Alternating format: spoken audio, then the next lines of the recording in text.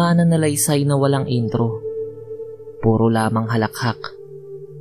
Sige at magkwento, Captain Kokak.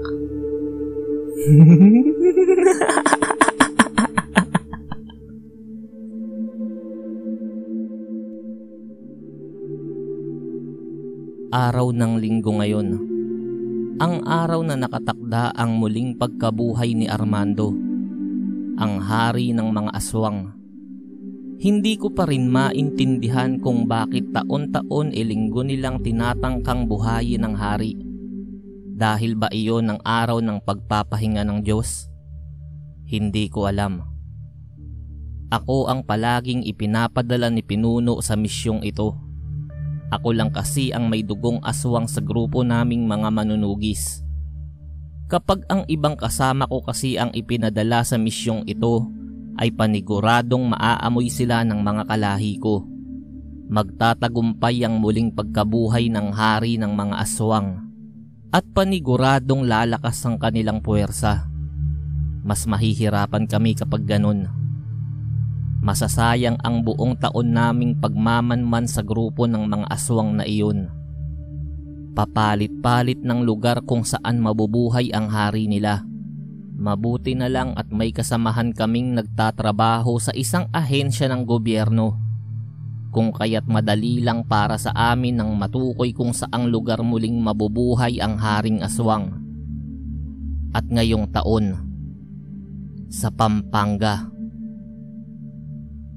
Sakay ng aking motorsiklo ay binaybay ko ang lugar papunta sa mismong lugar na pinagkasunduan ng mga aswang. Habang nagmamaneho ay inaalala ko pa rin ang mga tagubilin sa akin ni Pinuno. Boyet, tandaan mo, 60 segundo lamang ang mayroon ka. Iyon lang ang oras na hindi pa nababalik ang kapangyarihan ng hari. Iyon lang ang oras na maaari itong makatamo ng matinding pinsala. Basta mapatay mo na ang hari ay mabilis ka nang tumakas. At huwag nang lalabanan ng mga natitirang mga aswang. 10 beses ko nang napapatay ang hari.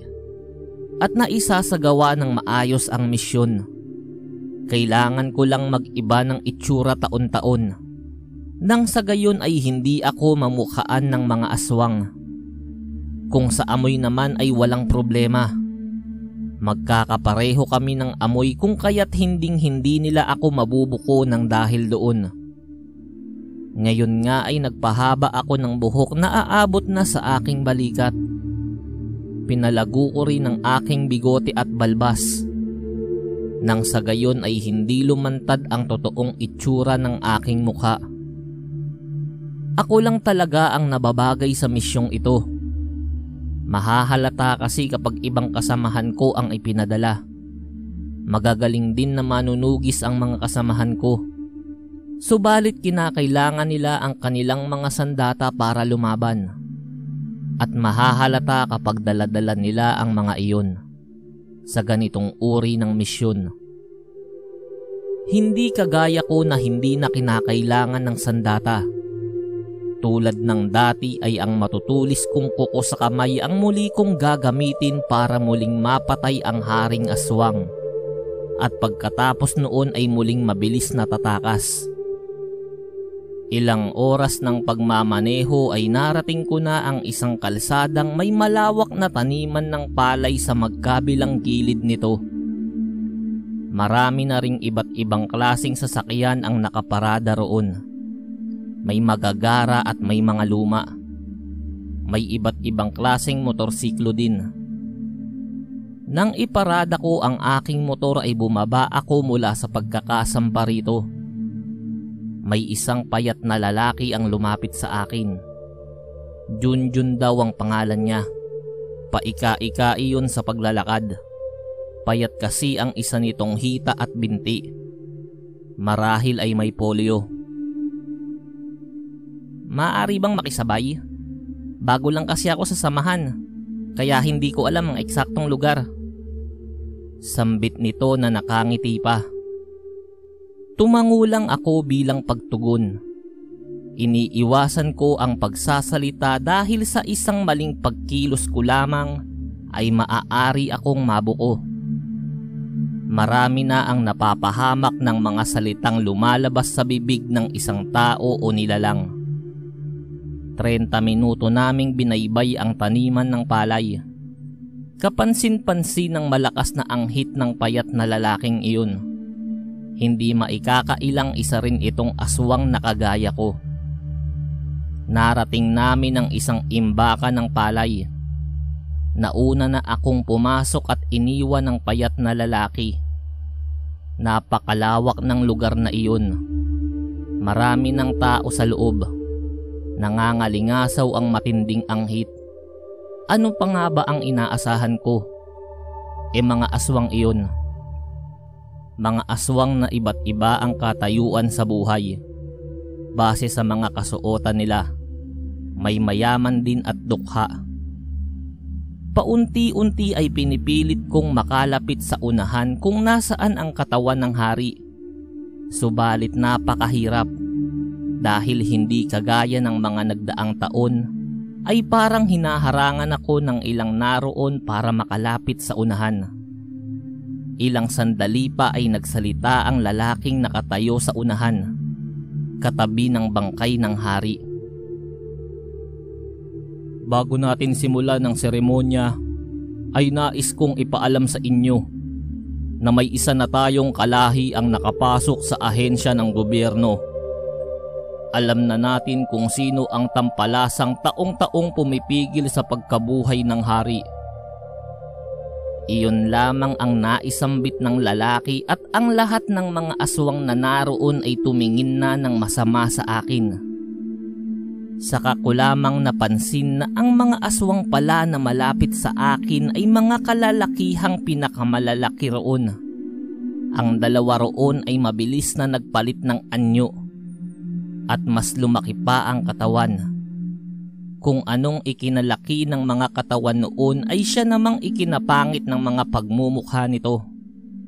Pinagtig-isahan nilang hawakan ng mahigpit ang aking mga bisig. Ang isa namang lalaki ay naging malaking itim na aso at sinakmal ako sa paa. Hindi iyon bumitaw sa pagkakasakmal sa binti ko. Hindi ako pumalag o nanlaban. Isa lang ang nasa isip ko, ang maisagawa ang misyon. 60 segundo lang ang mayroon ako mamaya. Magsasayang lang ako ng lakas kapag ngayon pa lang ay nilabanan ko na ang mga aswang na iyon. Sinimulan ng mga aswang ang seremonya. May sinasambit na mga kataga ang lalaki sa harapan na sinusundan naman ng lahat ng aswang na naroon, na sinundan ng mahahabang pag-ungol at pag-alulong ng mga ito. Maya-maya ay bumangon na ang bangkay ng haring aswang. Indikasyon na muli na itong nabuhay. Nagsimula na ang 60 segundong pagkakataon ko. Nagpalit na ako ng anyo at naging isang malaking itim na aso. Nilapa ko ang dalawang lalaking malalaki ang katawan na kanina'y nakahawak sa magkabila kong bisig. Nagpambuno kami ng asong kanina'y kumakagat sa aking binti. Halos 40 segundo rin ang nasayang bago ko mapatumba ang 3. 20 segundo na lang ang mayroon ako. Subalit napakarami ng aswang ang naroon na nagbago na rin ng anyo at naging isang halimaw. Nang sumigaw ang isa sa mga naroon, "Protektahan ng hari! Baka makalapit yan!" Nang lingunin ko ang nagmamay-ari ng tinig ay ang kaninang payat na lalaki pala na may polio. Yung nagpakilalang Junjun. Nasa unahan na ito ng hari at wari pinoprotektahan ito. Isa pang kataga ang binitawan nito habang nakangiting nakatitig at nakaturo sa akin. "Ikaw tampalasan, hinding-hindi kita hahayaang makalapit dito. Ang dapat mong gawin sa ngayon ay tumakbo papalayo sa lugar na ito." Iyon lang ang naisambit nito at mabilis na hinarap ang hari ng aswang at itinarak ang isang kamay nito sa tiyan ng hari. Binunot iyon at muling itinarak. Nakangiti nitong binunot ang kamay sa sikmura ng nakabulagtang hari at mabilis na tumakbo papalabas ng imbakang iyon. Manghang-mangha pa rin ako sa nasaksihan ko. Bakit niya ginawa iyon? May traidor din pala sa samahan nila. Isa pang ipinagtataka ko ay ang mabilis nitong pagtakbo gayong may polio ito. "Kapatid, sabi ko tumakbo ka na palayo eh." Sigaw nito na nasa labas na. Itinigil ko na ang pakikipaglaban. Palaging ganoon ang nangyayari. Tila nawawalan ng lakas ang mga aswang na naroon sa tuwing napapatay ang kanilang hari, na siya namang taon-taon kong sinasamantala para tumakbo ng mabilis at makatakas. Nang makarating ako sa kalsada kung saan nakaparada ang aking motor ay hindi ko na nakita ang payat na lalaking may polio na si Junjun. Mabilis kong sinampahan ng motorsiklo ko. Binuhay ang makina at mabilis itong pinasibat. Nakabalik ako sa Maynila. Tanging sugat lamang sa kaliwang binti ang natamo ko. Kaharap ko na ang pinuno namin at ang mga kapatid kong manunugis sa loob ng isang kwarto. Nagsalita si pinuno. "Kailangang mas maging maingat na tayo ngayon. May aswang na rin pala ang nakapasok sa ahensya ng gobyerno. Oo nga pala, ipinapakilala ko sa inyo ang inyong magiging bagong kapatid." Sambit ni pinuno. Bumukas ang pinto at pumasok ang isang payat na lalaki. "Junjun?" Gulat kong naibulalas. "Nagulat ka ba, Boyet?" Nang makutuban kong medyo masela ng magiging misyon mo ngayong taon, ay siya ang inatasan kong sumuporta sa iyo. Maganda kasi ang kapangyarihan niya at di na rin kailangan ng sandata para lumaban. Kayang patigasin ni Junjun ang sarili niya o ang bahagi ng katawan niya anumang oras niya gustuhin. Paliwanag ni pinuno. "Pinuno, aswang rin ba siyang katulad ko? Bakit ganoon ang amoy niya? Mabaho rin katulad ng sa akin." Nagtataka ko pa ring tanong. "Hindi siya aswang na kagaya mo, Boyet. Sadyang malakas lang ang anghit niyan. Kung kaya't siya ang ipinadala ko para makasuporta sa'yo. Tiyak na hindi siya mabubuko ng mga aswang dahil sa matinding anghit niya." Dugtong na paliwanag ni pinuno. Pumaimbabaw ang malulutong na halakhakan sa loob ng kwartong iyon kasama ng aking mga kasamahan na manunugis na itinuturing ko ng mga kapatid. Bukas palad naming tinanggap si Junjun bilang isa na ring manunugis.